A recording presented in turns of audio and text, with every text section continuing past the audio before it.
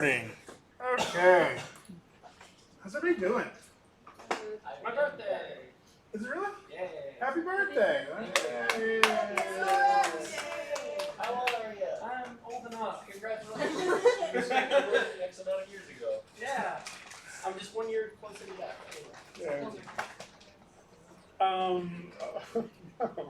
It's early morning. It's not no time to be dark. Yeah, this is not a philosophy. It is this time. I'm sitting here eating a panini. I'm like, it's early morning. Yeah, I'm on cruise control with my brain right now. So, all right. So, I know everybody's probably in slightly different spots right now, but I wanted to go ahead and move forward with the project because, frankly, we're going to run out of time if we don't. So most of this week is dealing with rigging for animation. Okay. So I know we talked about rigging in the first class, and basically what we're going to do is we're going to jump back into that, but rigging is going to get a little bit more complex, right? When we were rigging our car, it was pretty simple, right? We had some wheels. We needed that to go with the body of the car. We just did some parenting, so they went along with it, right? But today we're going to try to rig this spoon so this spoon can actually change its pose, right? So it can change its shape. So let's go ahead and I'm going to go ahead and open up a second Maya file so I can play in that one, and we'll use this one for working here.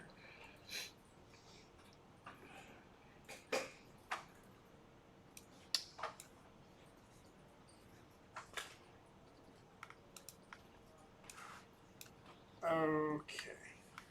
So before I get too far into this, how many of you are pretty much done with your modeling? Pretty much. Okay. Texturing and lighting?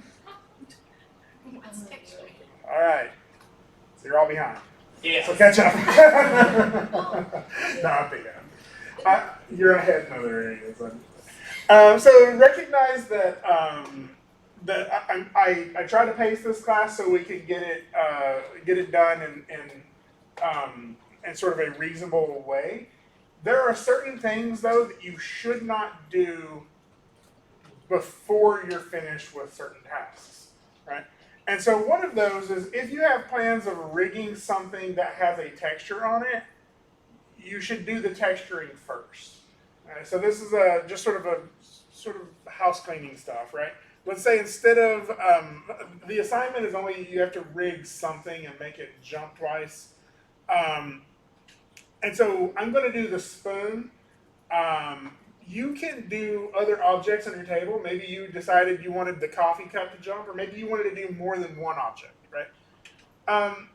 So I think it's important to recognize that we're going to be deforming these objects and their shape. And so if you try to texture them after that, your UVs are not going to work correctly. Right, so what's going to happen is like your material will swim over the object and stuff like that. So there's reasons to kind of do this in certain orders. So what I would say is if you plan on rigging something that you're going to texture, or let's say you're doing your spoon, but you want your spoon to have a very distinctive logo texture on it, do that before you do any of the stuff you're doing today. This is the spot where I usually lose a lot of people in terms of complexity, because today's kind of a technical day. How many of you like programming or scripting or any of that? Ever taken any classes in any of that? Couple, maybe. All right. So in the animation concentration, rigging is probably the most technical part of the entire process. And that's because that's the one that you have to solve a lot of interconnected challenges. Like a rig is really just kind of like a small program operating unto itself. So there's a lot of different things that we want to control other things in very specific or procedural ways. And so if you have an aptitude for scripting or something like that, then this may be something that you end up going into. Having said that, we usually get about one graduate every year and a half who say they want to do rigging. It's not extremely popular in this, which is unfortunate because it's a really valuable skill. So as we're doing this, if this is something you really like, recognize that rigging is a full job that is probably paid a little bit better than animator because it's so valuable. So let's talk about deformers. So I'm just going to create let's create a sphere. Right? Okay. So we've already talked about how we can alter this object in terms of its location and placement, right? I can move this object around, I can scale this object, I can rotate this object. And if I scale it, right, it's going to get a different shape, right? And just like we had talked about before, like I can never make this into a like a person's face just by scaling it, moving it, or rotating it, right? I can, however, go in here to the sub-object level, and I can manipulate it in this way to get more precise deformations on it, right? Or more precise alterations to it. So that's more of a modeling way of looking at things, right? I'm trying to get a very specific shape. In terms of animation so far, though, everything we have done has been to sort of move an object or rotate it or scale it, right? With the exception of the bouncing ball. So you remember the bouncing ball, we were able to squash it and stretch it. And really all that's doing is that's sort of reorienting or repositioning all of those vertices, all of those sub-objects, right? So, so that's what we're going to call a deformation. It's something that can take all of those vertices and change them over time, okay? So let's look at a couple. Actually, there's a lot of them in Maya. If we go to the animation or the rigging menu, you'll see that there's this option for deform, right? And if I open that up, all of those are different deformers or options for deformers. In fact, if you look right next to deformer, you see where it says skin and skeleton? That's actually a whole other window set aside for just a completely different kind of deformer. That's the kind we're going to be using in the third project with the robot. So what we're going to be focusing mainly on today are these non-linear deformers. Okay, but before we do that, let's try a couple of others really quick. Let's try maybe like a lattice deformer. So if I click the lattice deformer, I have to have my object selected. But if I click the lattice deformer, you'll see it's going to put a box around it. Right? You'll notice over here in my channel box, I have the option to change this box that is around it to like right now it's just 1 division wide and 4 tall, but this is the number of spans, so 2 and 5. I could make that something more like 2 and 3. And if I move that lattice, the entire ball moves with it. Right? Now notice that in my outliner, I have a couple of things here. I have my lattice, and then I also have my sphere. So I can move my sphere without moving the lattice. But if I move the lattice, it's going to control all of the vertices and move those to a different place. So watch this. If I move this over here, if I go back and select my sphere, it's still over there. What I've done, what's happened is Maya has taken this lattice and it's affecting every one of those vertices as I move it around, right? So let's look at that in more detail. This lattice is just a box, but if I right-click on it, I get the option for either lattice points or object mode. I'm currently in object mode, but if I go to lattice points, I get these extra little vertices here. And if I grab them and move them, I can deform this object with these points. Now here's the cool part about it. All of these points are animatable. Right? So I can hit S on that. I can go out to here. Scale those in. Move those up. I can move this out. Right?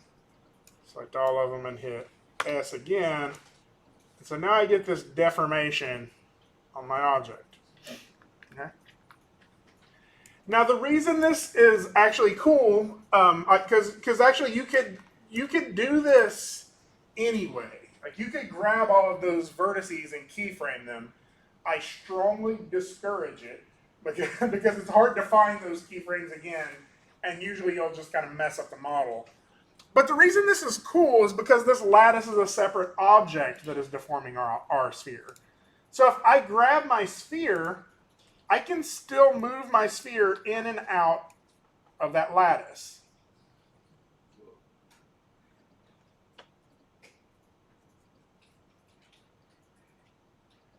So let's think about what that means. Let's go ahead and delete all these and try something different, right?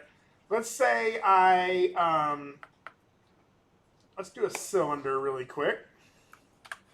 Cylinders are always nice to deform. I'll add a whole bunch of different height subdivisions to this thing.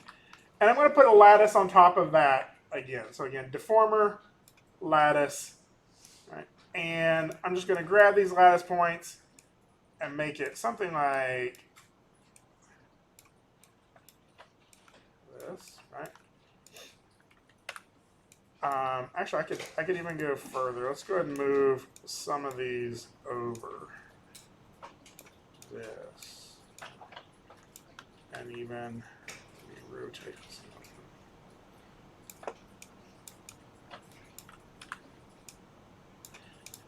So, if I move my cylinder just up and down, I can make it look like it's funneling through this. Now notice once it goes out of the top of the lattice, our cylinder just goes back to the world the way it was, right?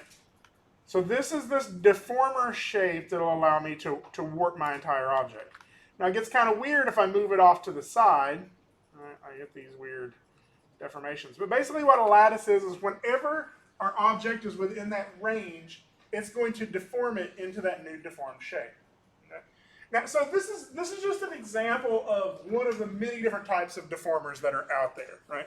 So if I, again, if I created a sphere, right, let's grab a whole bunch of vertices here, right, and go to deformer and create cluster. So you'll see I get a little bitty C in there. You see that C floating in there? That's this cluster handle. And so now I can animate that little section of vertices, right? I can something like that, and I could just make that little section. So I'm gonna turn on auto key. I'm just used to working that way. I can make that little section kind of ripple or vibrate just by moving it back and forth.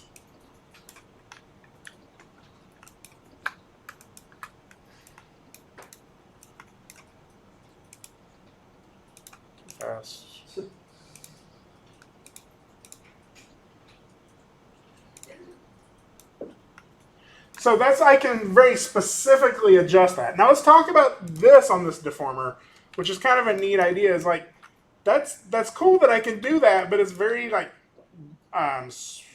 sharp and jagged feeling, right? So that original section of vertices I selected, I can alter how much this cluster is affecting them. So if I go to deformer, I used cluster, this create version of cluster here. But if you go down slower or lower, you'll see under paint weights, there's this option for cluster. Now when I click on that, you'll see that all of the white area is being affected by the cluster, and all of the black area is not. Okay? So what that means is I can change its color. If I open up my tool settings here, and I'm in the paint cluster weights, I'll show you again how to get to that. Deformer, cluster, and it's this one halfway down under paint weights, cluster. So you'll see what I have the option is to paint the value of 1 or 0. Right? So if I wanted to go in here, like right now it's set to 1, so if I paint it, it doesn't look like anything's happening. But if I set this to 0 and I paint it, I can start taking that weight off there. So certain areas are going to be affected while others are not. Now to adjust my brush size, I can hold down B and click drag to get that. So I could take it out of just the center section here, right? And get this like something like that. Or I could go back to 1, go make my brush bigger, paint it all white so it's all affected again. And then this is how I usually do it. If you go to smooth and just flood those weights a few times, it's going to soften it around it. And so now if I hit play on that, you'll see just a little more of a jiggly, like, soft spot, right? It's a heart beating, right?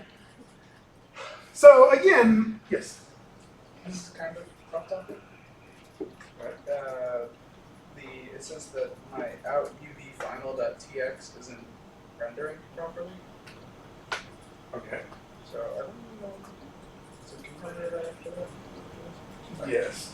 It's probably, just go and check that create.tx thing in your render settings. I think it's under the Arnold tab in the render settings. You should have found that. So I'll help you in a minute. Sorry. Okay. So,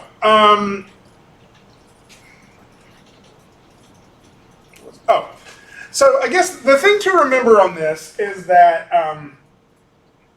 deformers are not sort of cookie cutter or canned, right? Like, there is not a heartbeat deformer. Right? There's just a bunch of different ways that you can alter your vertices over time in order to get what you need, right? So yeah, like you said, like a heartbeat. But the other thing about the clusters that's kind of neat is you can also scale those, right? If I wanted to go in here and scale that up and move it, I can, and I can make it start looking like it's like swelling up, right? So all of these are things that you can kind of use to manipulate this mesh over time, right? Now, sort of the annoying thing about deformers, though, is that it's creating all of these separate things, right? And just like with our car, I don't want to grab the car body and the wheels to make it move forward. I just want to be able to animate simply, right? The reason for that, you've already seen. Animation is very difficult, right? Like animating that bouncing ball was hard. And so I want to make this as easy on the animator as possible. So a deformer is not a rig. A deformer is just a way of manipulating the mesh. How we create a system or an interface for an animator to interact with that deformer to create an animation, that's a rig. Okay? So let's look at a couple of other deformers just because they're fun. Go do file, new scene, don't save. So we're gonna look at a cylinder. Okay, actually, let's go ahead and stretch this up. So the type of deformers we're going to use the most today, I'm going to go ahead and add some height subdivisions, are going to be under this nonlinear section. So under deform nonlinear. What do you think that means? Nonlinear. Why would they call it that? It's nonlinear. Wow. Because I mean, I can phrase it the other way. What made the other ones linear? It's a series of straight lines. Well, think of it this way, right? If I were to animate that cluster, right? If I set 2 keyframes on that cluster, how is that cluster going to travel? In a straight line, linearly, right?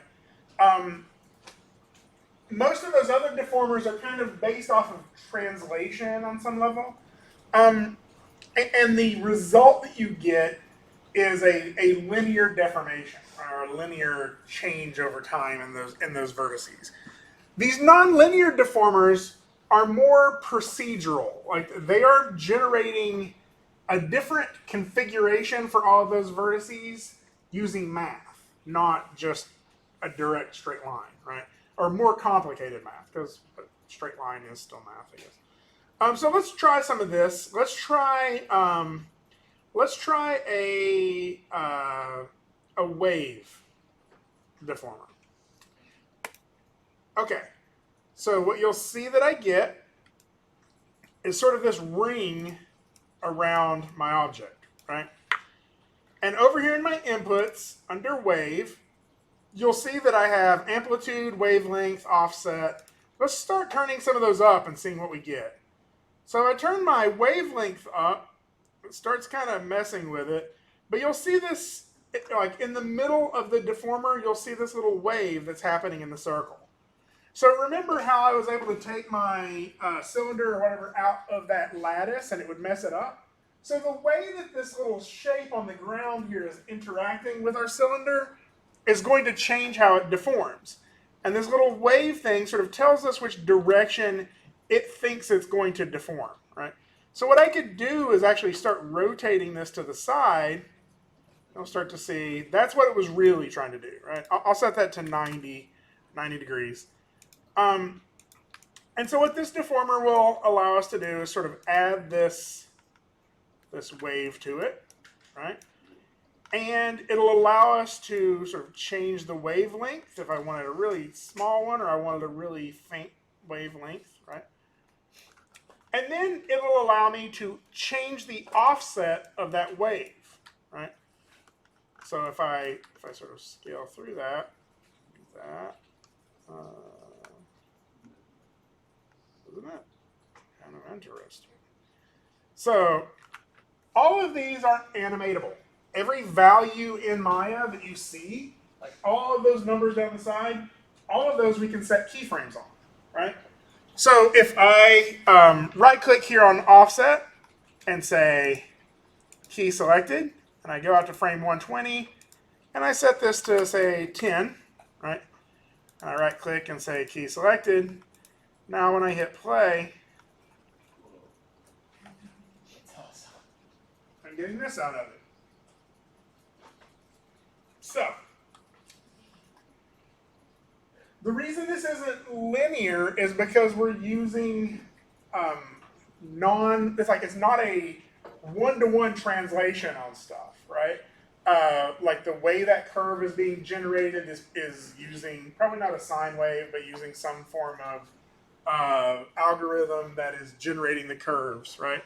To get the wave shape. Now again, it's cool to remember. It's cool. All the kids are doing it nowadays. They're all remembering that offset, where I've set those keyframes, is still just generating a graph that I can control, right? So this is that offset changing over time, right? And so you'll notice that it starts to wave slower at the beginning, goes faster through the middle, slows down at the end, right? And so if I wanted to grab those and set both of those to linear, then I get a more, right. So again, what I would encourage you to do during some of this is, like, this is not how, I'm just showing you things in Maya. So this is not a walkthrough of, you should use this next, right? This is me sort of showing you that all of these tools exist. And again, I've talked about this before, but the way your future will kind of look is someone will give you a challenge, and then you will think of all of the tools that you've experienced before and say, could I use that to solve that problem, right? And then you would go try those tools. So it's not like you have to have a plan in mind for how you're going to use this wave tool, but now that you know the wave tool exists, right, you could use this on a lot of different things, right? Let's say you made a big plane and you wanted it to look like a drop of water fell in the middle of that plane and caused a ripple to happen out. Well, you could animate the wavelength, the amplitude, and the offset in order to get that wave to look like it's happening. Yes? What is this doing compared to the boss? Because I know you can Mhm. similar effects with boss. So the boss is a type of it calls itself an effect, but that's just because it sort of lives in the same place that effects would live.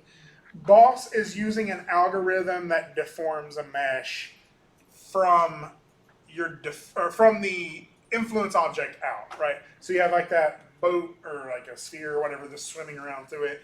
It's looking at that. It's saying what's sort of the impact on this, and it's kind of doing something similar. It's causing this deformation on the mesh. But usually people use that in effect situations. So yeah, it is still kind of a deformer in that regard. So it's a little bit of a heavier deformer than these in terms of like how much it impacts performance on your computer too, though, because these are really light, really easy for Maya to calculate. Right? So let's just go ahead and delete that deformer. I'm going to go ahead and leave my my cylinder. Oh, actually, before I do that, remember too, though, I can still change the location of this cylinder, right? I can still do this, right, and get this on the deformer, right?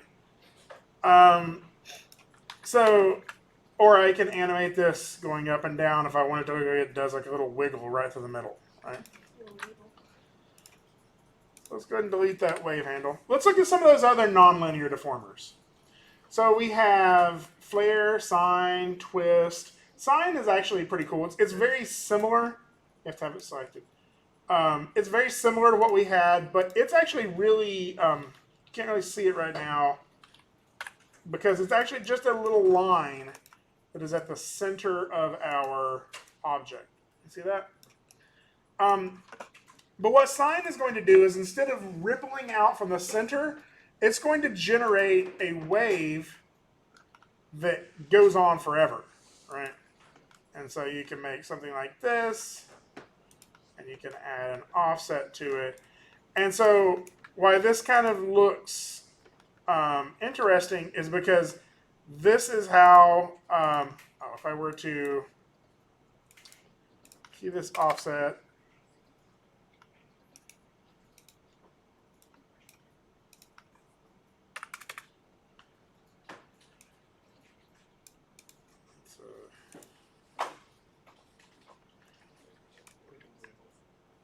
so it's like a wiggle, right? But realize the what you could use this for, which is if you just needed a fish swimming through the water, then you could group that fish together with this sine wave and just move this whole unit forward, right? And we would get, you already kind of have built into it sort of this wiggle of a fish swimming, right? A lot of things happen in a wave. The way like a blade of grass may sway from side to side or something, right? So you can, like these exist for you to use in solving whatever problems you want to solve, right? Let's go ahead and delete that sine wave. So the two we're going to be using a couple of these today. The two that we're mainly going to be looking at is the squash and stretch, or the squash deformer, and the bend deformer. So we got bend, we got squash. Let's look at bend first. So if we go to bend, again, it looks like nothing happened, but if I hit 4, you'll see that there's just this line in the middle of this, right, going down the center of it. And under the bend 1 input, I get this option for curvature. So if I adjust that value, you'll see that it allows me to sort of change the curvature of this.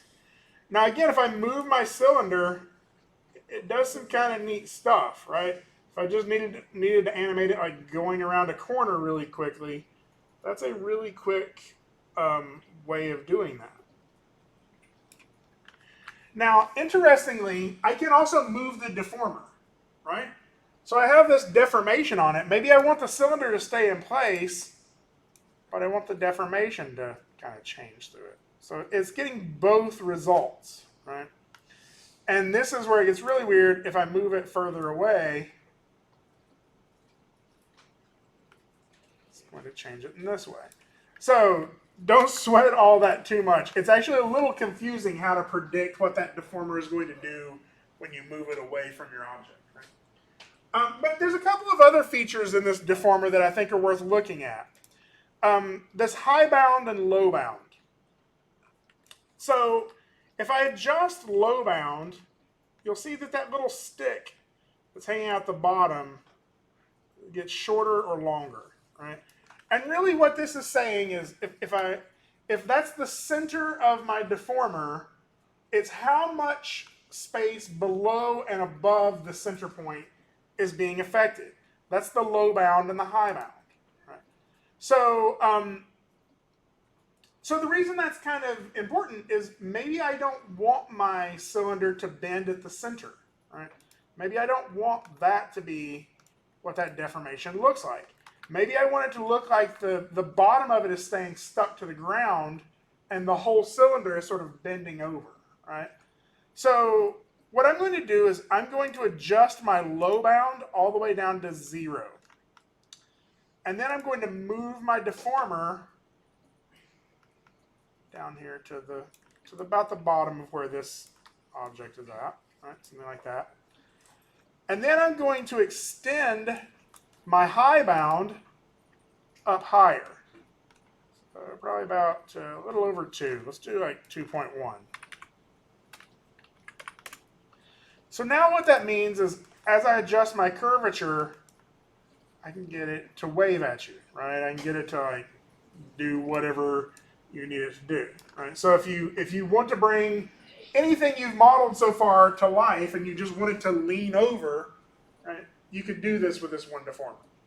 Just animate a lean on it, right?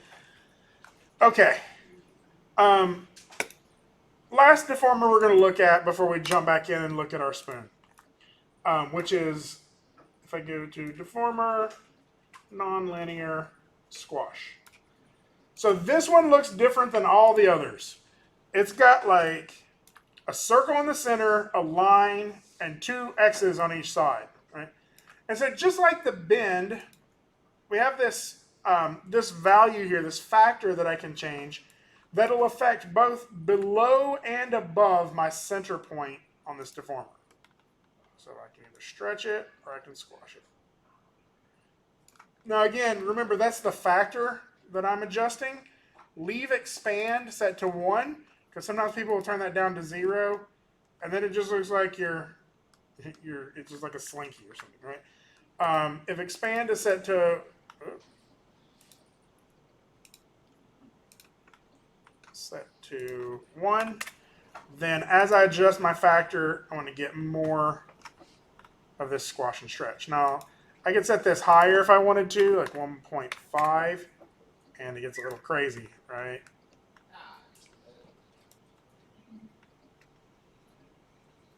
So, all right. Again, I maybe don't want my object to squash and stretch from the center out, right? Thinking of the reasons we sometimes need squash and stretch, it's because we need, well, let me go ahead and leave that on. It's because we need an object to feel like it's interacting with another object, right? So the reason your ball squashed was because it came in contact with the ground at its contact point on the bottom of the ball, right? So you needed that to squash toward the ground and back up. So we can do that here too. I'll take that low bound back down to 0. Right. And again, now you see I just have this squash and stretch above the center point, right? But if I move my entire squash deformer down to below my object, so maybe like right about there, and I extend my high bound up through the top of my object,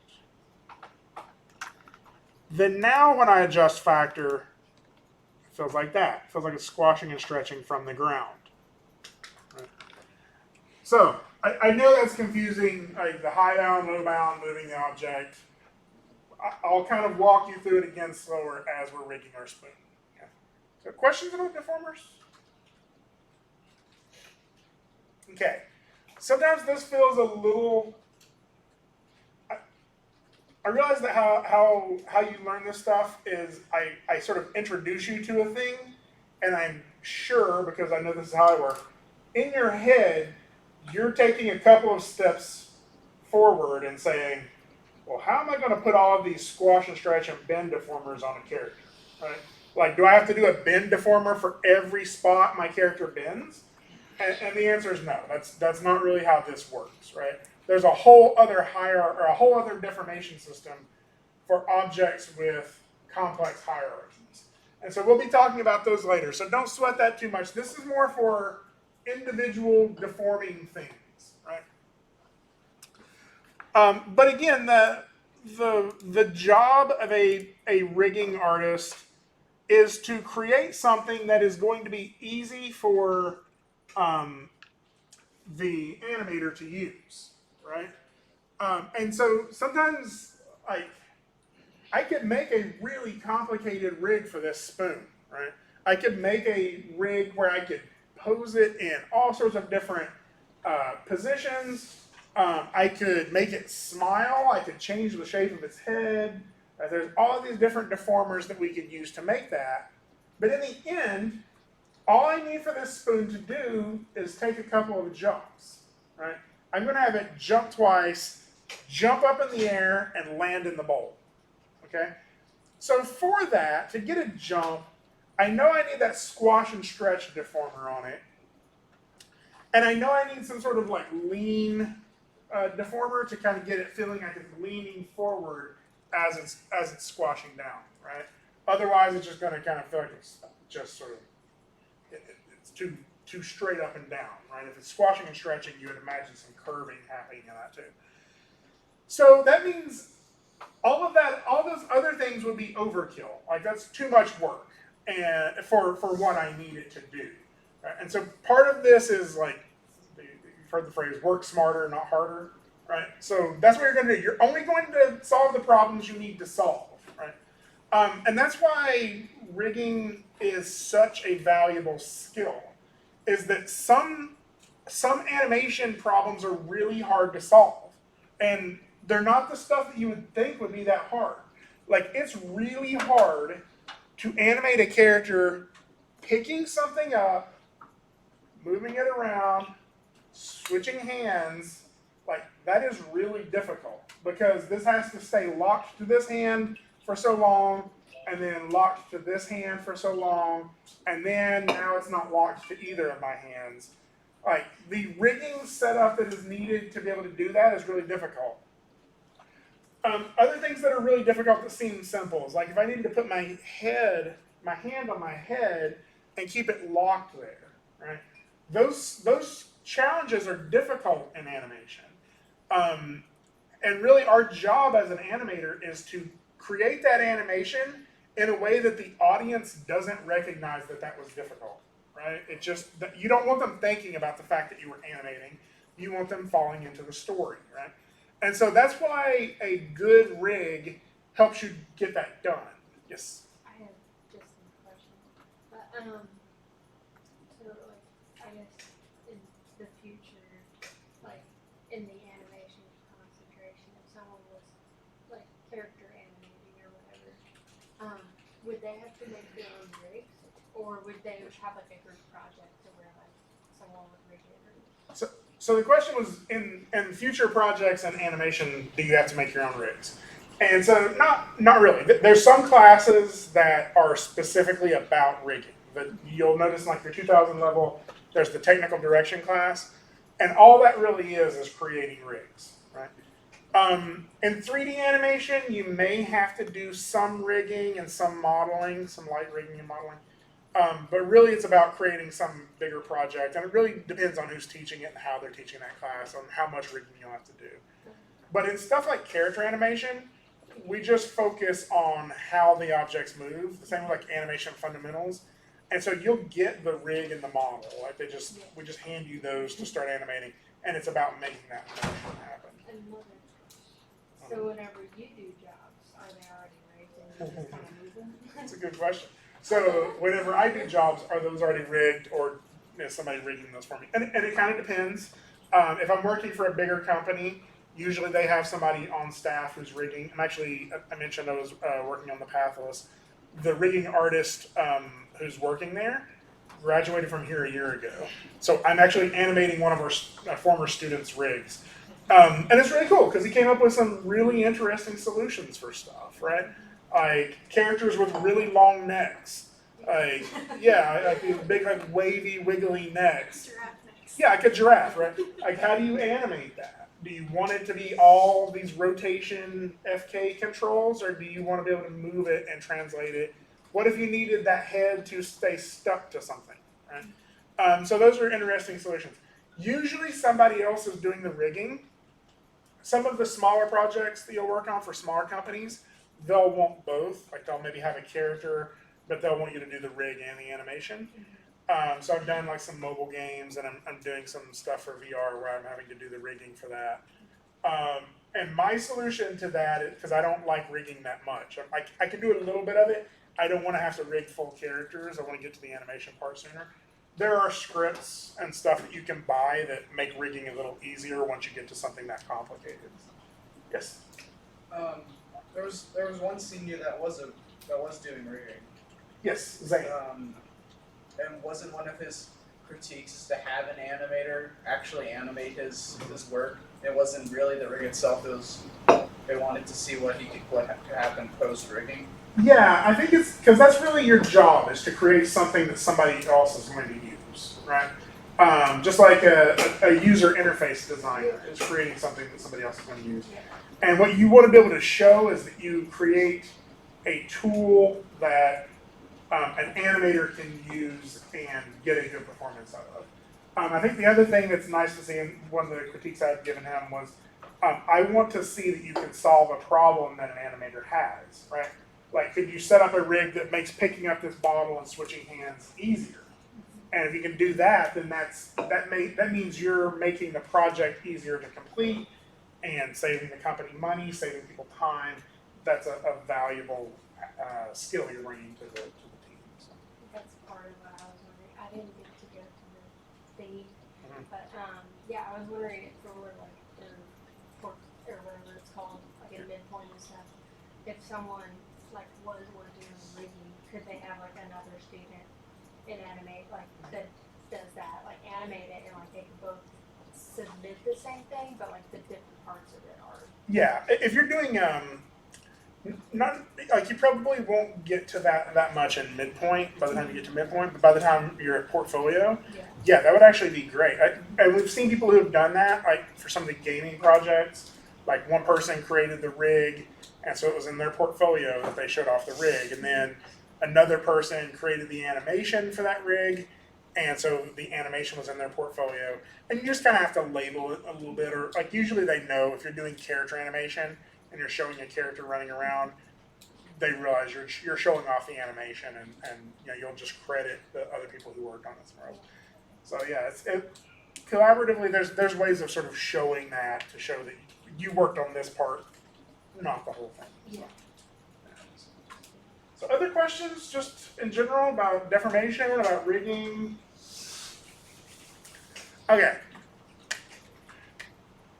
So we understand how deformers are working now, right? Kinda. What we're gonna do now is we're gonna try to use a couple of those deformers to solve the specific problem we have, which is making our spoon jump around, right? I was like waiting for that song to start playing. I know. Well, yeah. If this was a movie, that would be like. Would be the Lots of perfect. scene. Yeah. So right now, my spoon, right here on the table. I don't know why it has that rotation on it. I'll take that off of it. But I'm going to go ahead and rotate this to where it's standing up and sort of standing on the table. In fact, let me try to see if I can find my original grid. It's right there. So maybe I'll go ahead and even zero that out. Will that get me over there? It will. And then I'm going to hold down J. And J will allow me to rotate in 15-degree increments. So get it to something like that. And then I'm going to go ahead and move this. I'm going to hide my table and my other objects here.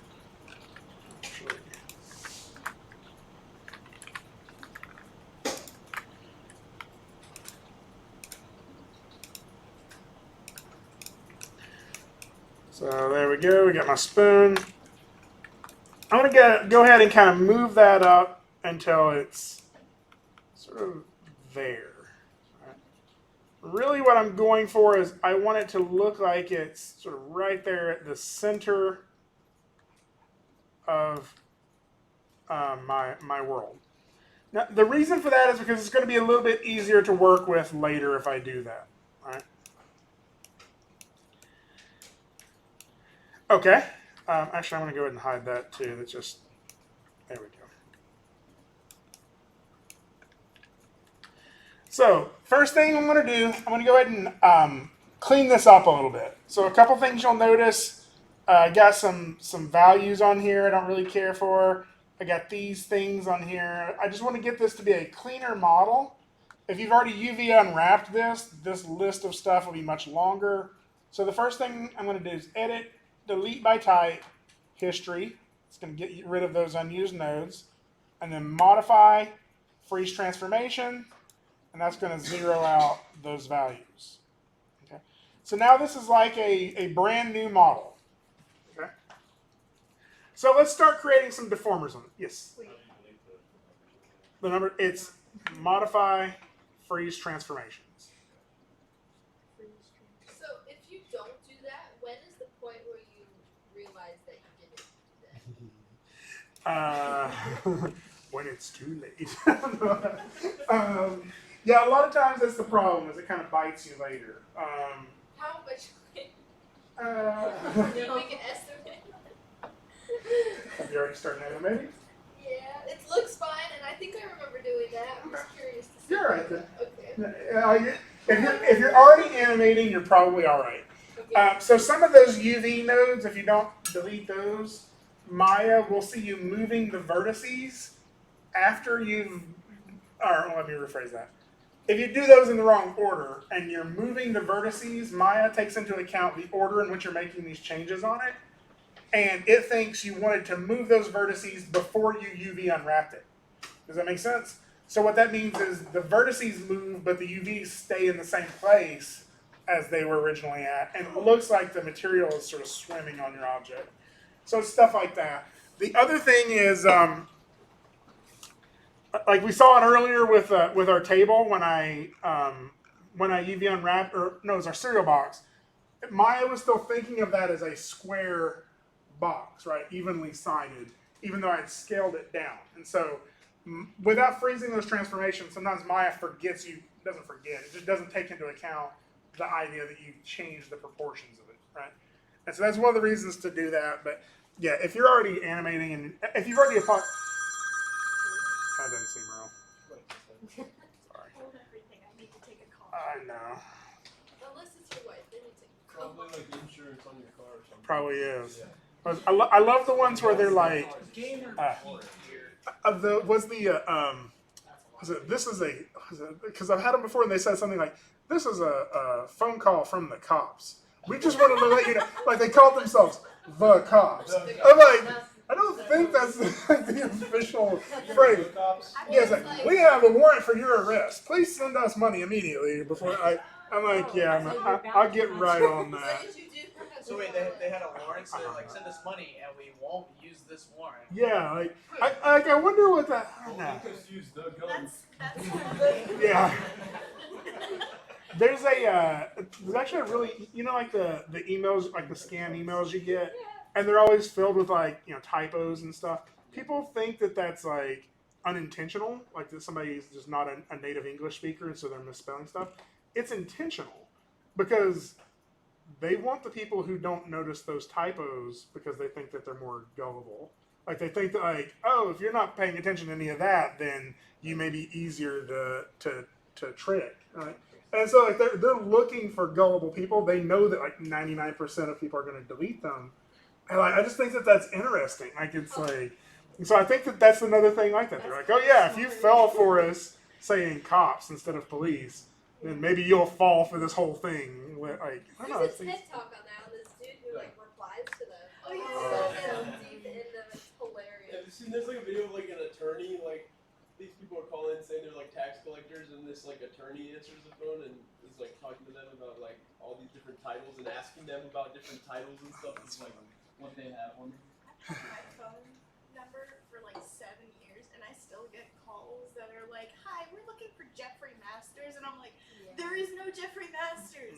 This is the same number over and over again." so Jeffrey Masters uses your phone number every time he buys something new. I and guess doesn't pay for so. It's better he's dead because I've got. it. We're recording I'm it. better. We're recording this video right now, so Jeff, if you're out there, stop using her number. Jeff, get in touch with your lawyer. Get in touch with your lawyer. Yeah. Apparently, you forgot to pay your cell phone bill, Jeff. He's calling random He's people now. also forgetting to take his schedule his heart appointments. Oh goodness, Because I've been getting a lot of. Jeff, call the doctor. Okay. All right. Okay. I have a question. Yes. So what did you do last? The freeze transformations and the what? Delete. Oh, delete history. So Which one do I do first? it doesn't really matter the order, but it's edit, delete by type, history, and modify freeze transformation. Okay. So I positioned this here at the origin point. It's not 100% necessary, but it makes some stuff pretty clean. And I'll show you why here in just a few minutes. So if you did you just get a blue, Sorry. Rest of Yeah. pepperoni. blue screen? Yeah, but just I did it twice. That's the second time. It's because I keep messing with it. I keep Hey, opening it. why don't It's fine. Go to that one. She told me that it went blue screen again. I'm gonna keep torturing this thing until it shuts down, right? It already has. It What's has your twice. face? This semester the machines are a little buggy, so. Little mean. That's okay. Okay, so we know that we're going to apply a couple of deformers to this, right? So it's actually, I've already kind of shown you the settings for it, but I'm going to do them again just so you kind of see it. So I have the spoon selected, deform, nonlinear, and I'm going to go ahead and do the bend first, I think. So let's do bend. Did I do squash and stretch first on the other one? I'm trying to remember. I think you did, but Let's try it. It's all right because that's actually the order in which you do these actually matters, but it's also changeable. So if I do these in the wrong order, I can kind of change which one Maya evaluates first. So the reason that if you think about this, right? If I if I tried to squat down, right, squash, right, and then sort of bend forward, right, I will be standing in a different pose than if I bent forward and then tried to squash down, right? I think both of them would probably be physically impossible for me, but that's going to end up with a different configuration, right? We've rearranged all those vertices in a different order, right? So let's go ahead and try bend first and see what we get. So if I add the bend deformer, right, and I adjust my curvature on this, look at that. oh, maybe you did do bed first. Now I can't remember. It's all right. We'll test them both out either way. So I got this curvature on it. Now recognize again that I can move my bend handle up and down to change how it adjusts or affects my spoon. But even more interestingly, I can rotate it. Right? So if you look at this, if I hit 4 here, what I'm getting is this curved shape here in that side angle. But if I rotate my bend handle forward, I can get this. So all I have to do is negative 90 degrees, right? And now the bend affects the spoon like this. So that's kind of interesting, right? Like if I wanted my my bend to kind of feel like it, or my spoon to kind of feel like it was like dancing or something, I could just rotate this value. Come infinitely, right? So again, these are these features that we could that we can leverage in order to get the animation we need. So I'm going to go ahead and fix this though, because I'm not 100% happy with the way this is bending, right? I want it to bend from the ground so it stays like it looks like it's staying in contact with the ground. So I think in my translate y, you see how my translate y on this deformer is 0.102? Well, if I just hit 0, it's going to put it all the way down to the ground, right? And now I can take that low bound out of there, so no more low bound, and extend my high bound up to about, let's say 2.1, right? And so now my curvature does that.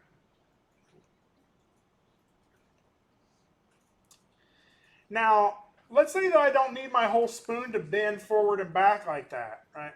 Like I'm like, you know what? I just wanted like the top of the spoon to bend forward.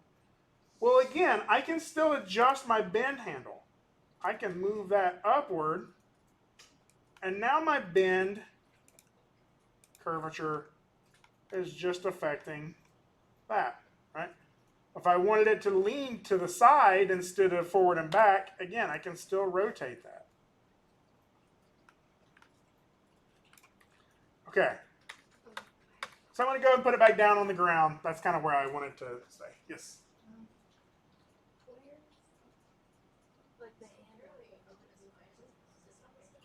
Is it inside of your spoon? It's had enough. Just the line. Yes. So sometimes that's hard to select it just by clicking on it. So if you select, if you just like, you have it selected. Yeah. Oh, bend one and the curvature. You guys are arguing. Change that curvature value. So okay, yeah. So so it's working. It's just you're just taking it from 0 to 3. So so a couple of this is a good time to sort of talk about. I'll show you. This is a good time to talk about how to adjust these values, right? So I've been doing it kind of automatically. I think I've mentioned it before, but you'll notice my curvature is set to 51, right? However, for yours, if you just went in here, selected that, and clicked out here in this number and slid it from side to side, you'll see that you max out at 3 and -3, right? Or negative, yeah. And that's not super helpful. Right? So again, to be able to adjust this number a little more dynamically, I don't click where the number is.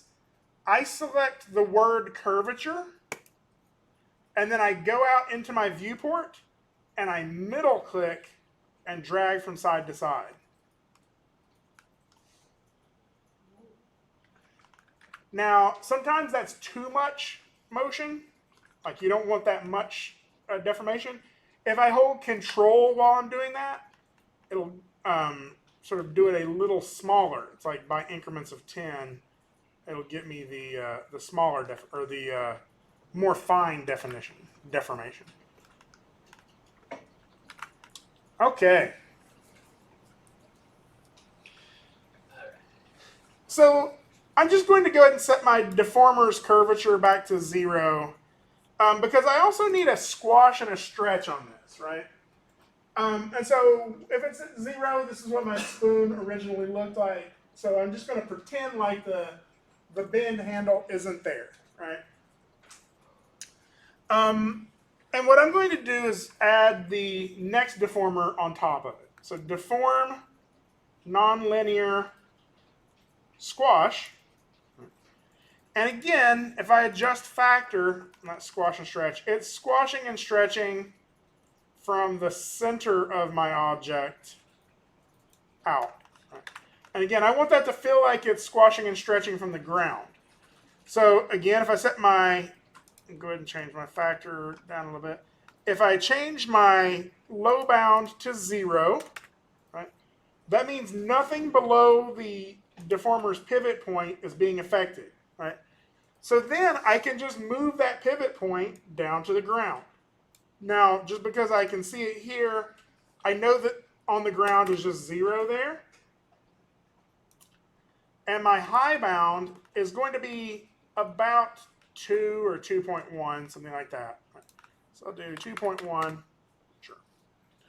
And so now you'll see that with my factor, I can squash and stretch. So here's where we have to think about this. We have two deformers on here. I'm only really affecting the squash and stretch right now, but I can still turn on the bend, right? So if I go in here and select this bend deformer and adjust that curvature, you'll see I can get a little bit of both. Right? It's both squashing and curving.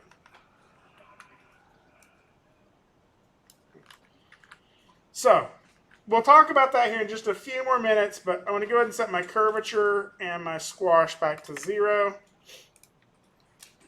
So the hard part about this now is I have 3 objects. I have my spoon, I have this bend one handle, I have this squash one handle. All of those things have to be animated in order to get my spoon to squash and stretch, right? And just like our car earlier, that's difficult to keep together, right?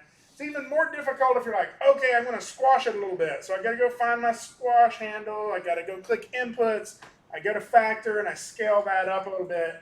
Like that's like 4 clicks just to get that thing to squash, right? So I don't want to do all that. I'm lazy. I want to put all of those controls in one place so I can adjust them. Yes? Somehow messed up. How do you go ahead and just like remove all of them? Like you just clear off the forms? If you just select the 2 handles here and just delete those, that should get rid of them. So. My squash, it will go down to like the bottom of it. I think it's a circle.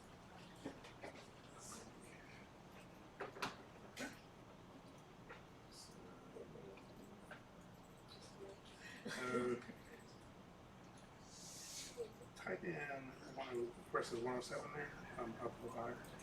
Just type in 0. And so 2.1 may be too high for yours because it's extending out the top. Oh, did you scale it? Yeah, type in. Oh, maybe My not. spoon? Cool. No. It's a little bit. Yeah, try that and see what happens when you just do factor. It's a good picture too. Came on Amazon. It's like your high bound is almost too high. So take your high bound up.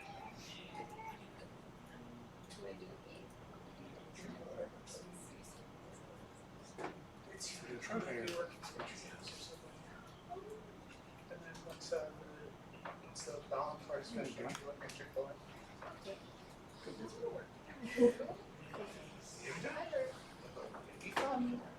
Okay.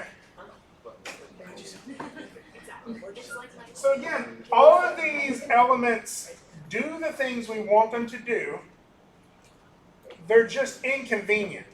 Right? Like it's just a lot of clicking, a lot of digging, a lot of individual things for your brain to keep track of. So I don't want to use my brain.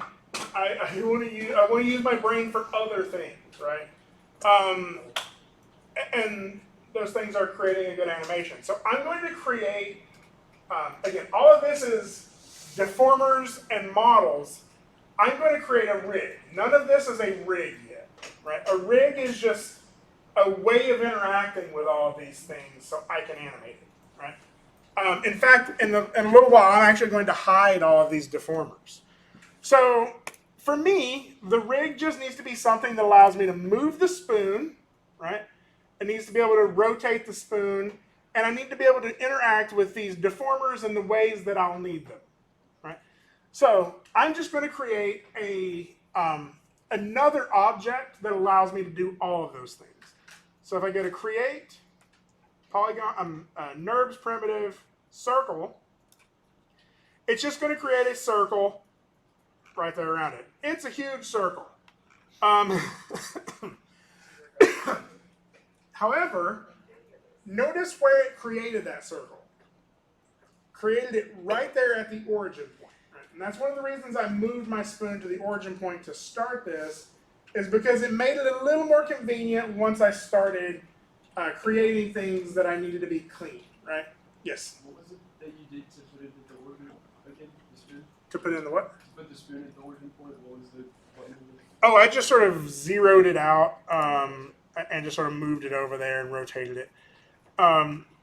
So it doesn't have to be perfect, but I got it as close as I could. And so now I have this circle that's right there. Now, however, this circle is a little too big. I mean, I could leave it that size, but instead I'm going to go ahead and scale it down. Maybe something like this. Oh, that's not what I wanted to do. And that way I have something that's at the bottom of the spoon I can just grab, right? Now, this circle, this is kind of the fun part of rigging for me. This circle doesn't have to just be a circle. Like, you could make this any shape you wanted to. There's ways of creating text in Maya. You could make this an S. So you could, this is the spoon, and so the spoon controller is an S, right? This circle is just a bunch of control vertices.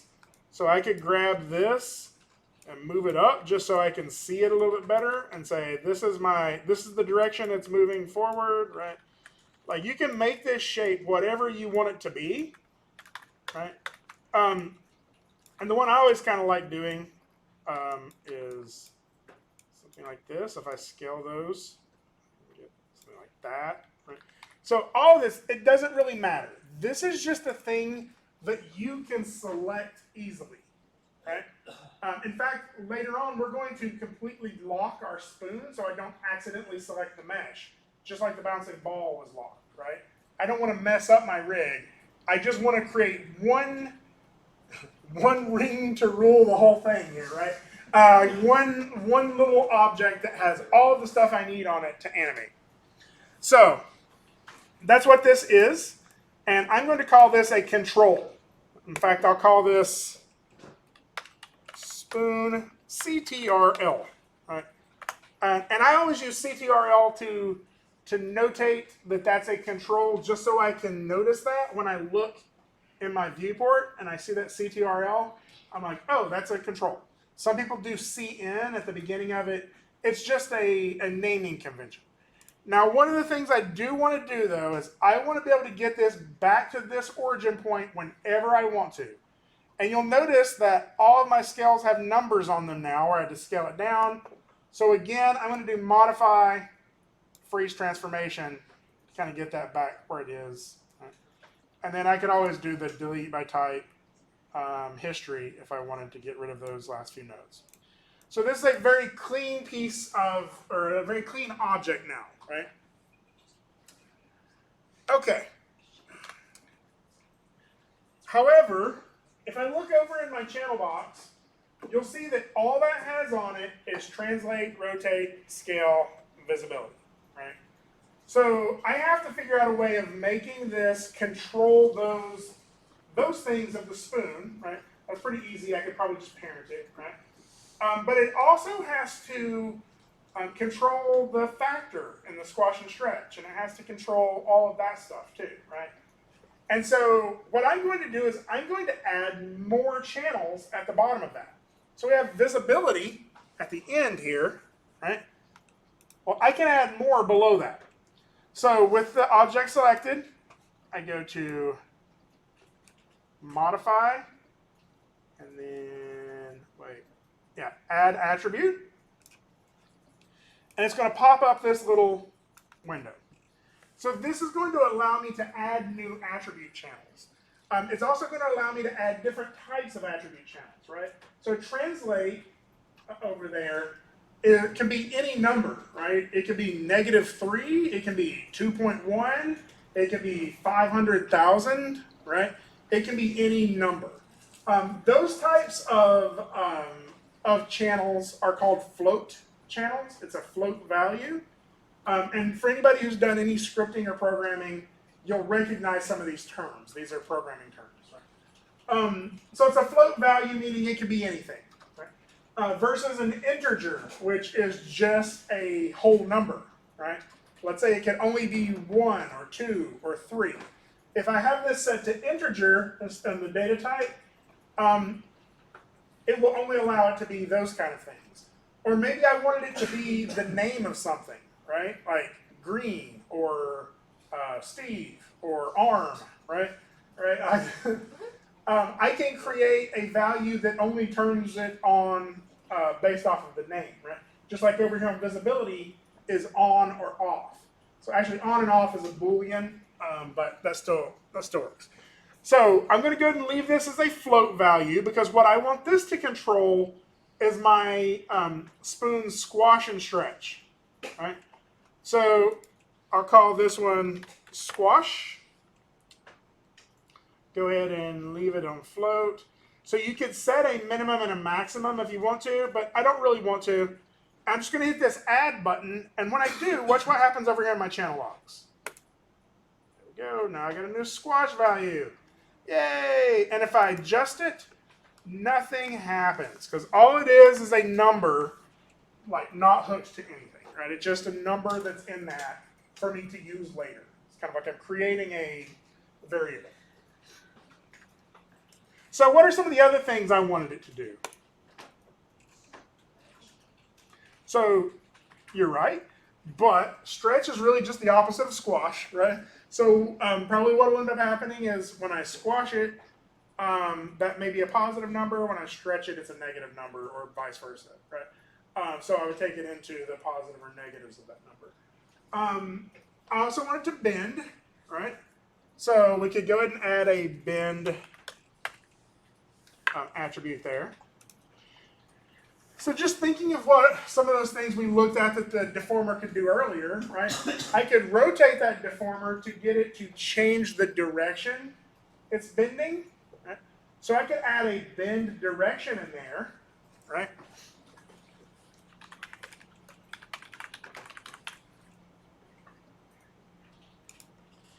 And then the other one, remember when I wanted my, when I just wanted the sort of the head of the spoon to move, I adjusted the height of the bend, right?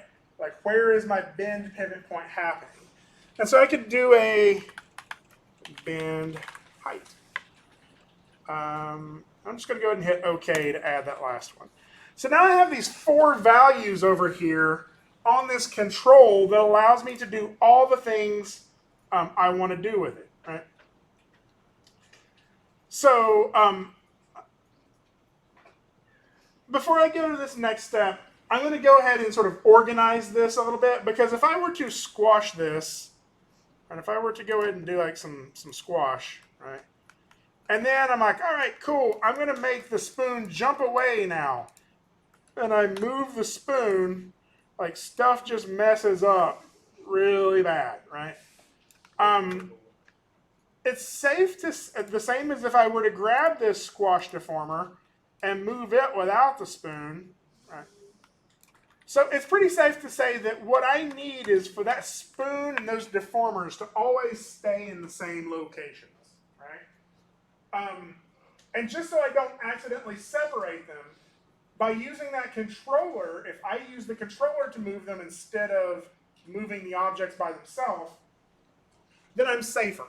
So what I'm going to do is I'm going to add the spoon and both of those 2 deformers to the spoon control as a child. All right, so I'm just going to middle click, drag those in my outliner on top of spoon CTRL. And so now you'll see that spoon CTRL is the parent and those 3 objects are the child. Yes? How did you create this control attribute? Oh, the circle itself on the ground, or the attributes on the side? No, the circle itself. It's under create NURBS primitive circle. Gotcha. And then I just renamed it. Okay, again, to parent those, all I have to do is grab the 3 objects in the scene and middle click drag them. So that's your little scroll wheel on top of spoon control. And so now, if I use that spoon control, I can move them. They all 3 stay together. And that means if I use that squash and stretch now, it will squash and stretch it relative to our object's location.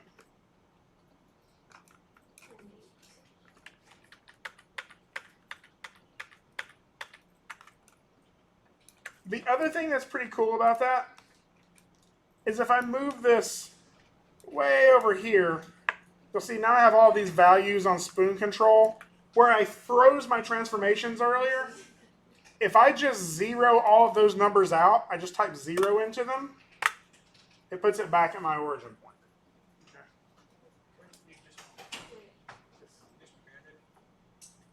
Yeah, I just parented it underneath them. Okay. You got any questions? I have the nerve as the parent. What else do we do? That's all we've done other than add the attributes. I feel like I look okay when I like something else. Yeah. Okay. So we have this control now, controlling our location, our rotation of our spoon. But we still need to be able to control those values in the deformers, right? Like I could still go in there and like I just did, move it over here, and then go find my bend handle and add some bend curvature, right? But one of the hard parts about that is now I have to key the spoon control and the bend handle curvature, or I guess that was bend curvature, right? To get that keyframe to hold. And so all of that's just really annoying to me, right? What I want is for those values here, these like attributes that I've added, I want those to actually control my bend handle, right? That way, everything that I need to animate is right there on that one control, right? So this, but like we said, like these values aren't doing anything right now. Like they're just numbers that are hanging out there, not connected to anything. So we're going to connect them to something. This is sort of, I will walk through it slowly, try to follow it with the logic, not worrying too much about the exact buttons I'm clicking on, but hopefully this will make sense. So I'm going to go to Windows, General Editor, Connection Editor. It's about halfway down. Okay. This is one of the many ways that I can make one value control another value in Maya. Yes? There's more ways you can do that without using the connection editor? I can count at least 5 right now, but probably more. So I could use a math node is one way. You could write a script that says this value equals this value, right? There's something in there called the set-driven key, which is it's kind of like this, except for a little more like controllable. So you can say, as I move this value towards 0, another object moves up, but as I go from 0 to 2, the other object moves from side to side. So you can sort of change what that's doing. What was the 5th one? I guess the expression is kind of the same thing. So, oh, I know there's another one. I'll think of it. But what this is going to allow me to do is this is when I need one value to directly control another value, right?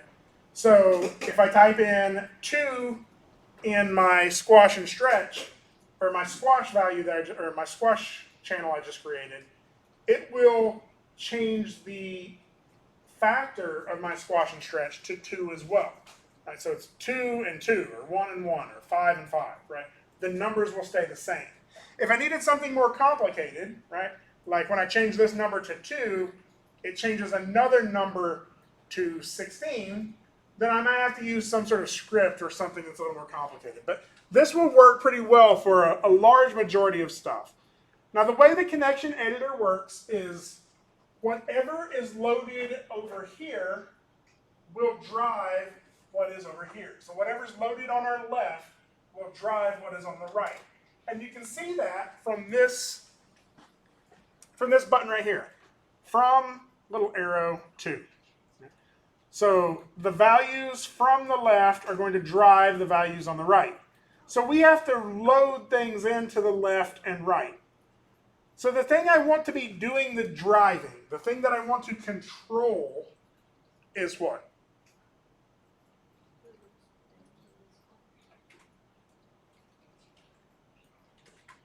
That's the thing I want to be controlled. Wait, So the thing I want to do the driving, the thing I want to is that little spoon control. Yes, I may have asked the question clunkily. So let's grab this bend control, or this spoon control, right? And I'm just going to load that into the left. And you'll see all these values, a lot of them, you're like, I don't know what UI treatment is. It's okay.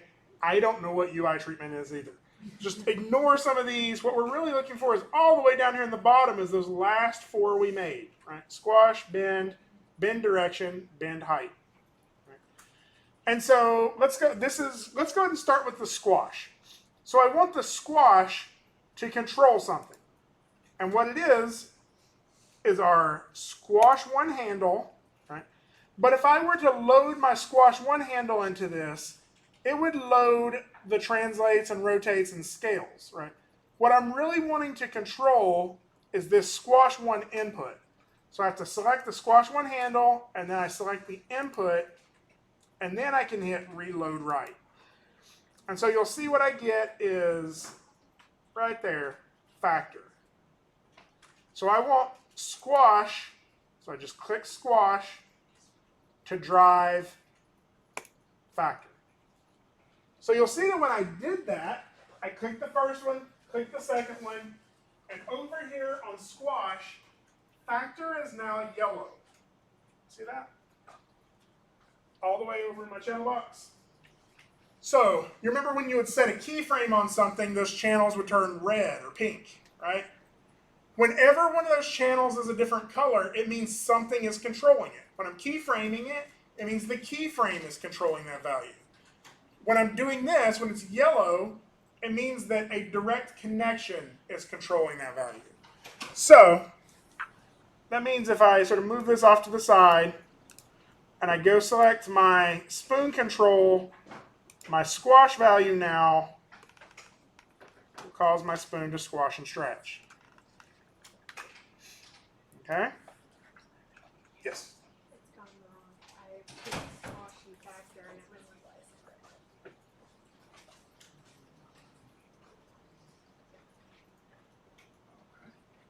So select your control, your animation control. I think you did it right. Just out in the viewport.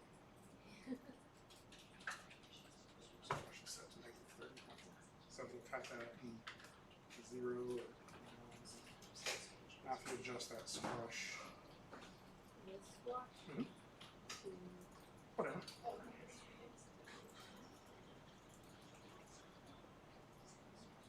Okay. Okay. So that's all I had to do. I click the thing on the left first, because that's what I want to do the driving, right? That's what I want to be the driving force. And then I select the thing on the right that I want to drive it. So I'm just going to hit clear all. It's going to get all of that out of there. We'll do this again with the bend. So I'll select my control, reload left, there again, and then I'll select my bend one handle. And again, if I were to hit reload right now, you'll see the thing I'm looking for is not in there. Right? It's because it's just loading up all of this up here. What I need to load is this bend one input right there, where the curvature is. So if I click it in the inputs and then hit reload right, you'll see that now curvature is showing up right there. So I'm going to connect my bend to my curvature.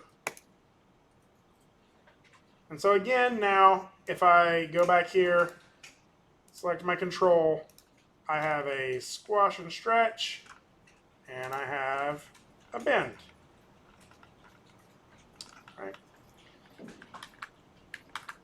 Okay. So bend direction and bend height are a little different, right? Because direction and height are not listed under this squash 1 input. If I select that, squash 1 input. Those are things that they're not listed under here. Those were things that I was controlling on the actual squash 1 handle itself, right? Like I was controlling its up and down location. It wasn't the squash, it was the bend one. I was controlling its up and down location or its rotation, right? And so let's go ahead and put just a little bit of bend on this just so we can see it, right? So if I were to move my bend 1 handle up and down, that changes the location at which it's bending, right? And that is, if you notice over here, my objects translate Y. So what I can do is select my bend 1 handle and hit reload right. I don't have to select this input, just hit reload right, because what I'm wanting to control is my translate Y. And so if I go down, it's hard to find here, it's listed, it's sort of grayed out at first. Under translate here, I have to expand that out, and you'll see that translate Y is not grayed out. So for bend height, I will choose translate Y. And then the other thing that I wanted to be able to control was the rotation of that, the rotate Y, right? So under bend direction, I will choose rotate Y. And so now I can hit close. Now you'll notice it sort of snaps to the side, and the reason for that is it zeroed out my bend direction, or my rotate Y to 0, and I just had it set to 90 degrees earlier, right? So now I should be able to control my bend height with this. Oh. So again, that's kind of a big change. So one of the things I'll do is hold down Control while I'm adjusting that, and it gives me a little bit more fine control of that. And then bend direction, I can sort of have that bend forward, do maybe like -90. There we go. And so now my bend can control just my spoon's head. Right?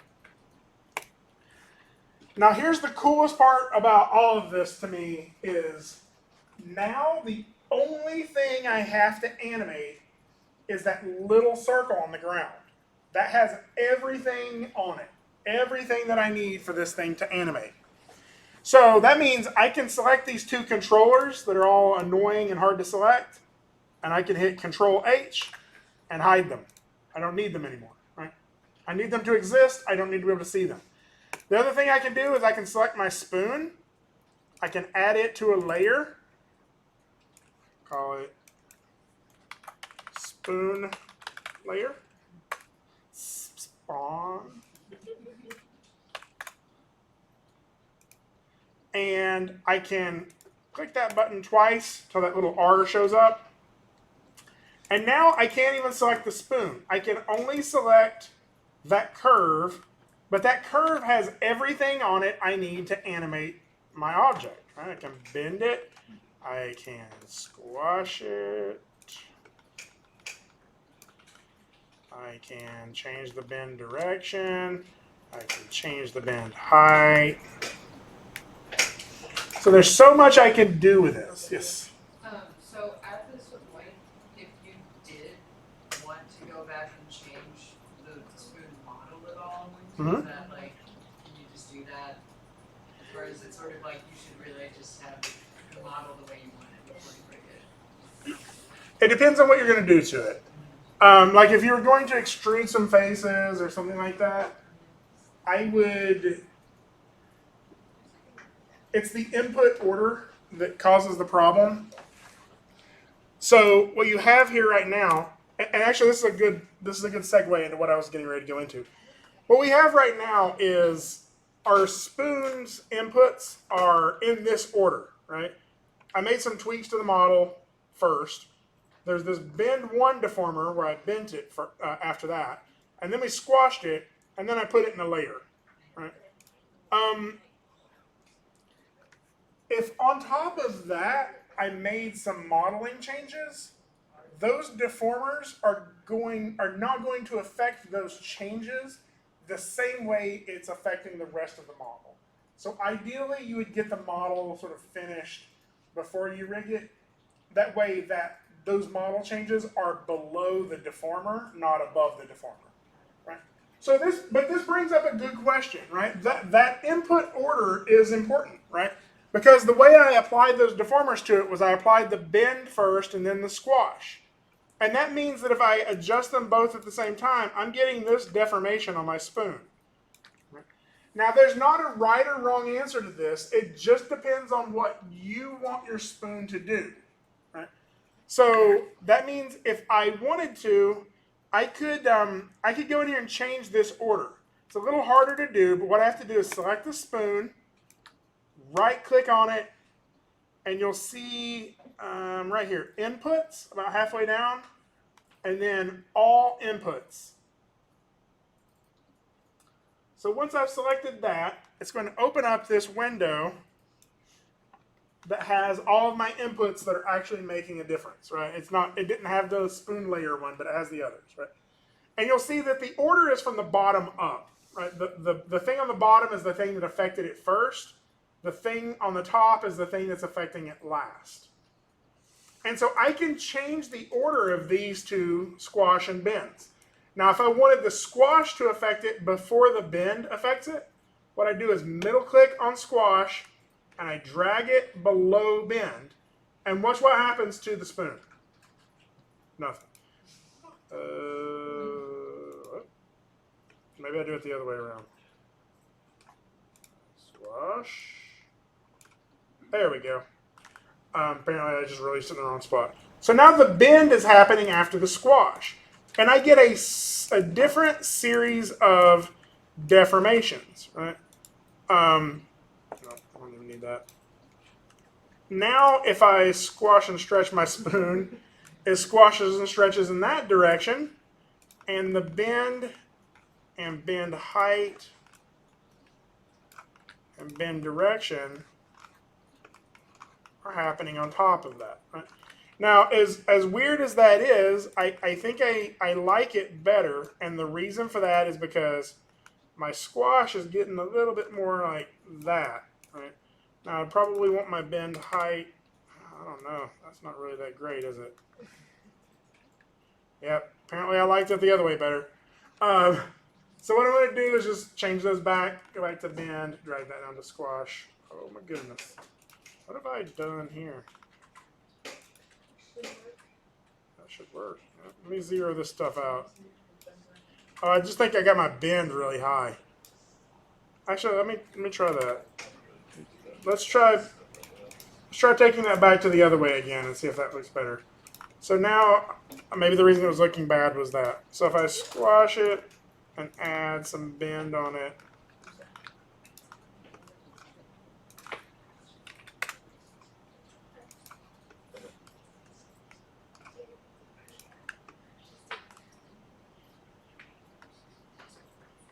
Oh.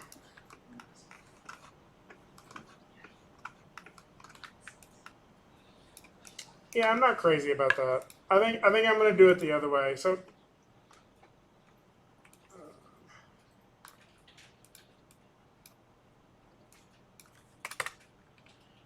and the reason for that is that feels more realistic to me.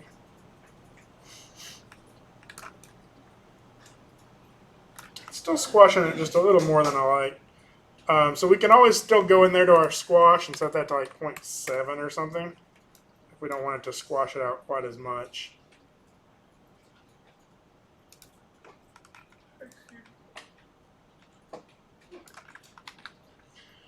Okay. So, yes. What did you put the bend direction in with? Because Oh, the bend direction? I did that with rotate Y on the bend handle. So bend direction was rotate Y, bend height was translate Y. And then bend was the curvature into the inputs. Okay. So So you may not be finding it in the channel if you just have the input loaded. You have to reselect the bin handle itself and reload right. I think I got it. It was just grayed out. Oh yeah, you have to expand it out before you see it. Okay. How y'all feeling? Tired. Survived. What was that? I'm sorry, I was a No, little you're bit not. distracted. Could I see what you have on your controls just to make sure that I have mine right? Yeah, and I mean, you can have anything you wanted to. I guess that's what I was going to say next is Bend direction. Okay, I have bend angle, I guess. bend angle is, yeah, that's fine. Okay. I mean, you can always change these. Like I have that. I can always go to modify edit attributes, and I can choose that and change the way it's named or whatever. But yeah, same thing. Bend direction, bend angle.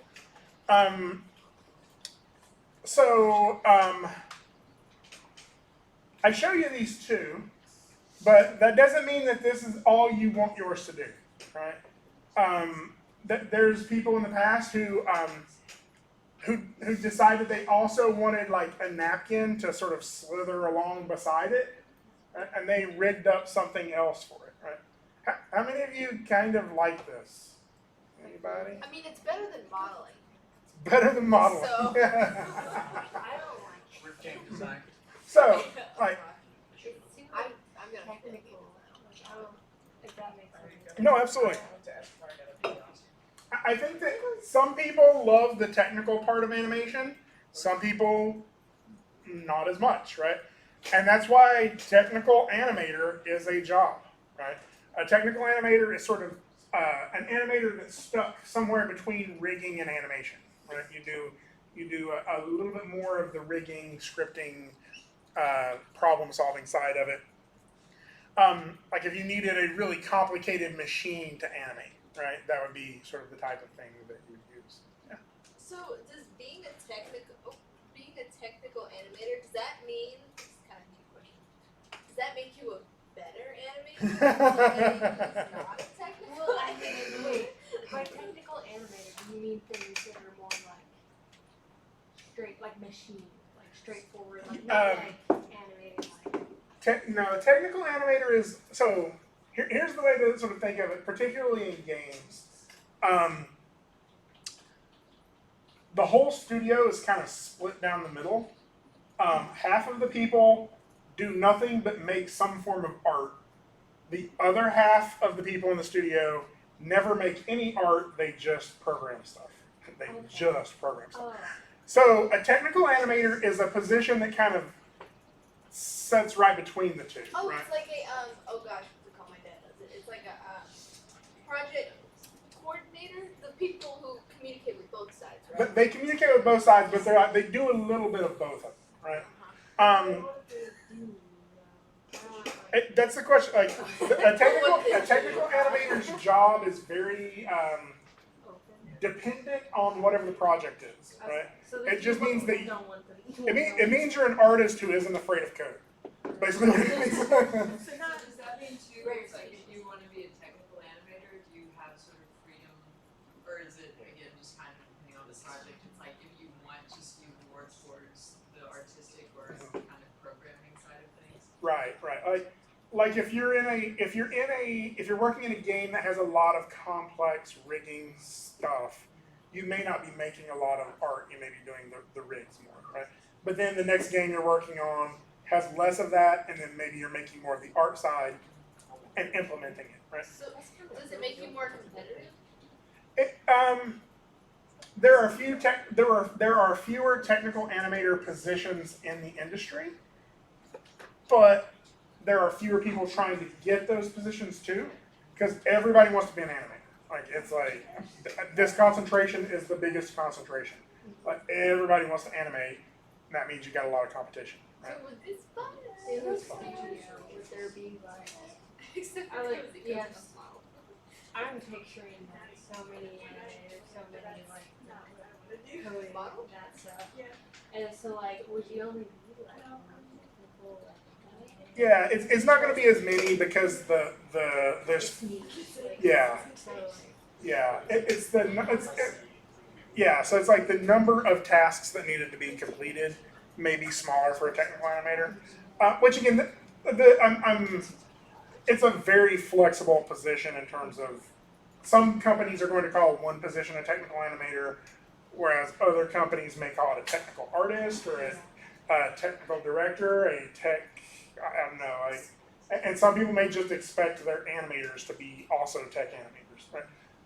So it really depends studio to studio. So there's not really like a standardized naming system. You need a definition in your resume. Yeah, and you would read what the job post would say.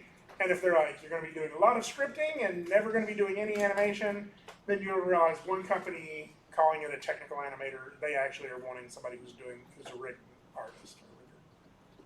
Oh. So, Wait.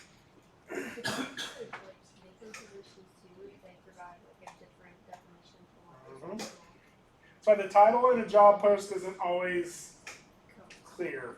Read the tasks that they say does they're that going to be mean, doing. like, if you're looking for a certain job, you should also kind of look for the other positions too? Yeah, because there's like character artist and 3D artist. You may be a 3D artist for a studio that is only doing characters. So really, you're a character artist, right? So like, there's a lot of ways of looking at it. And if you're like, nope, I only like doing environment models, then you don't want to apply to that one. So, okay. So, just so we can kind of stay on pace, I could easily come in next class period and we could start doing the animation, but I kind of have it set up to where all next week is the animation, and I think what that means is next class period will be time for you to be working on your rig and sort of catching up with it. So I'm recording this video. We have the videos up on the network or up on D2L as well that will allow you to kind of catch the stuff that may have slipped by you. I would say that this is one of the lectures that if you're going to watch it twice, it's a good idea. Because there's a lot of stuff that, like, the first time you're like, what is he doing? What is that thing? Why are we doing this? And the second time it'll be 10% less confusing. And then the next time maybe 5% less. Yeah, I had to watch those videos like twice. Right. And then do them twice. Having said that, if you get to the point to where you're done with your rig, like let's say you come in tomorrow, you work on it for 20 minutes, you're all done with your rig, I would encourage you to work forward, like to maybe watch the videos from next week and sort of start playing around with your animation. The reason for that isn't necessarily because next week is going to be super busy. It's because the week after that is kind of a hard one. That's where we're going to do all of our simulation of pouring all the cereal out of the box. It's a little bit of a technical one too. It's a very confusing day. People have a lot of problems during that section of it. And then the project is due immediately after that. Right? So the fewer things you have to go back and rework on at the same time as doing simulation, the better. Right? So I would say kind of work ahead or work on anything that you haven't gotten caught up to this point. So, yes. So let's go ahead and pull up D2L and look at it really quick.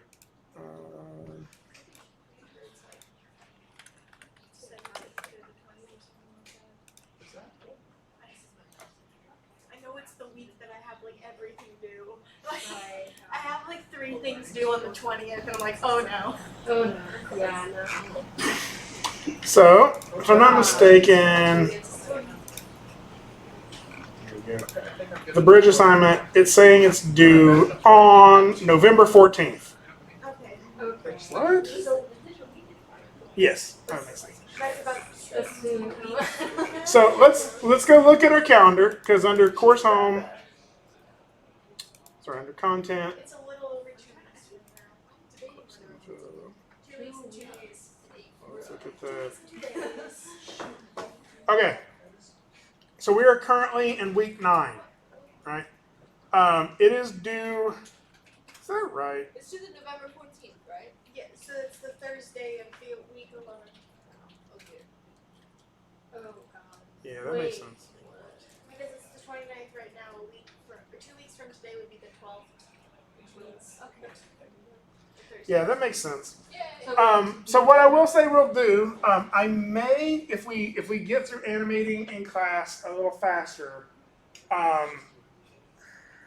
this is due like on the Thursday of that week, which means basically we would come in and do simulation on Tuesday, and then it would be due after that, right? So, or the class after that. The problem with that is like that's a quick turnaround. So what I may do is try to see if I can squeeze in the simulation. What I'm trying to do is keep this aligned with what people are doing in the online section of the class. So let's look and see how it goes. If we're kind of running a little later on this and we're not able to squeeze that in, or if it's feeling tight on that Tuesday, we may postpone the project to be due on Tuesday of week 12. But let's see if we can get it done, because that last project is pretty big, right? I want you to have time to kind of work on that. So, okay, questions, comments, conundrums? You're scared. Don't be scared. I got this. I've taught this class a lot. Y'all got this. Like this ain't my first rodeo. I feel like I'm on a plane and the passengers are freaking out, but Greg in the front's like, it's I'm coming. a pilot. I'm just up there sipping my cognac. I'll learn this thing. He's been doing this kind of That makes me even better. Yeah. Calms my nerves. I need Okay. I'm the plane that I can't control. Okay. The pilot's a little too drunk. So that means we're actually done for everything I was planning on covering today. I would say I'm going to go ahead and save the video, upload that to YouTube so you can watch it. Is that helpful, the YouTube videos? Yes. Okay, cool. I didn't know if anybody was going back and checking those out. I know the ones that I've recorded previously are probably pretty helpful too. So anything you want to watch that helps that, like, go for it. It's especially useful for when you just kind of like have those moments where you black out and you're like, wait, what did he just say? So you go back and watch the video. Rewind it. Yep. I will say, you are always welcome to ask me to rewind live and in person as well. Like if I go too fast on something, slow me down. But I know everybody learns differently. Some people want to work along. Some people want to watch it all and then go back and do it after. So it's whatever's working best for you. So, if there's no other questions, no other comments, oh yes, question. Okay, so, would it be okay for me to find a tutorial on YouTube of somebody doing an object and follow that and still put it in my C? Or is that kind of shady? No, It's like it's their creation, right? And I'm like, yeah, it's their solution to a problem. It's like you don't have a copyright on your no crush. yeah or yeah. Technically, this rig was Marlo's creation. Yeah. Yeah, but he's giving us the perfect rig. Oh, And okay. they're giving you permission to make that Marlo. So- You could use what they do as a base and then adjust it to Yeah. how you see fit. Yeah. And I think that's probably what I would do is see how they're solving a problem and use that as it's fine to use tutorials, especially in learning. What I'd say is you don't really want your demo reel or your portfolio once you graduate to be nothing but a bunch of tutorials. But using those to get there is fine. Yeah. Because I wanted my milk carton to have a bottle. Like a, Oh yeah, I thought about doing like the milkman kind of glass that you. I want my milk. Oh, you're right. That would be easier. That's what I thought about. I thought about Now doing that, and then I was like, no. Cozy empties. Okay. You're taking all of my ideas. Oh. Maybe. Okay. Hard. Maybe not. Go for it. Like my Okay, so I'm gonna go ahead and call it. The rest of the class is yours. I'll upload the video and I'll hang around until 2-ish if anybody has any questions. And otherwise, I'll see you all Thursday. Let me stop this video and upload it real quick.